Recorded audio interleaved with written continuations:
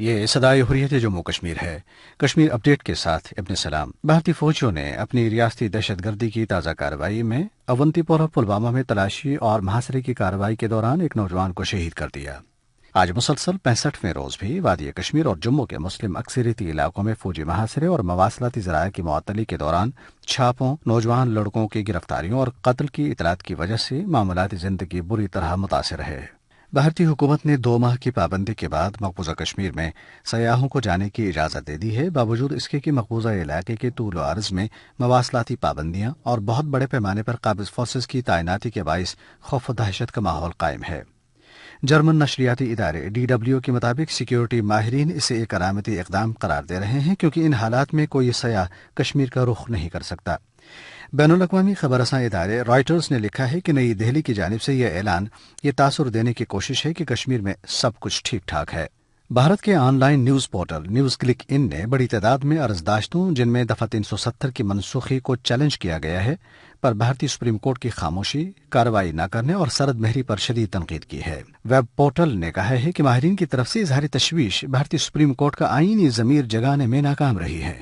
Malaysia کے وزیر اعظم doctor Mahathir Mohamad نے اقوام متحدہ کی جنرل اسمبلی سے کشمیر کے بارے میں اپنے خطاب کا دفاع کرتے ہوئے کہا ہے کہ انہوں نے یہ مسئلہ روس میں بھارت کے وزیر اعظم نریندر مودی کے ساتھ ملاقات میں اٹھایا تھا۔ اپڈیٹ ختم ہوا۔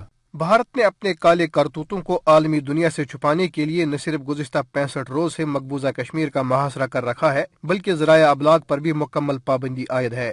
اور تو اور بھارت نے اپنے مظالم پر پردہ ڈالنے کے لیے انسانی حقوق کی عالمی تنظیموں کے کشمیر میں داخلے پر بھی پابندی عائد کر رکھی ہے۔ اس حوالے سے سنتے ہیں جموں کشمیر مسلم لیگ کے کنوینر اور حریت کانفرنس آزاد کشمیر شاخ کے رہنما اشتیاق حمید کی گفتگو۔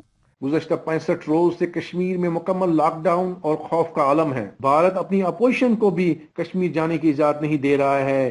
امریکی سینیٹر کو جو کشمیر کے حالات کا جائزہ لینے کے لیے جانا چاہتے تھے، ان کو بھی روک دیا گیا۔ مقاصد صرف اور صرف یہ ہیں کہ کشمیر کی اصل صورتحال دنیا کے سامنے نہ آ سکے، لیکن کشمیری پرعزم ہیں، وہ بھارت کے ہر حربے کا مقابلہ کرنے کے لیے تیار ہیں۔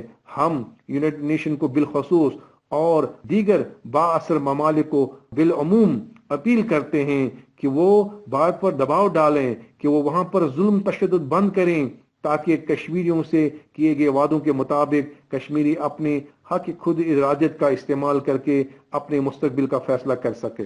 اگر بھارتی حکمرانوں کے دعووں کے مطابق کشمیر میں سب کچھ ٹھیک ٹھاک ہے، تو پھر بھارت کو چاہیے کہ وہ اقوام متحدہ اور انسانی حقوق کے عالمی اداروں کو دورہ کشمیر کی اجازت دے، تاکہ وہ حالات کا بچشم خود جائزہ لے سکیں۔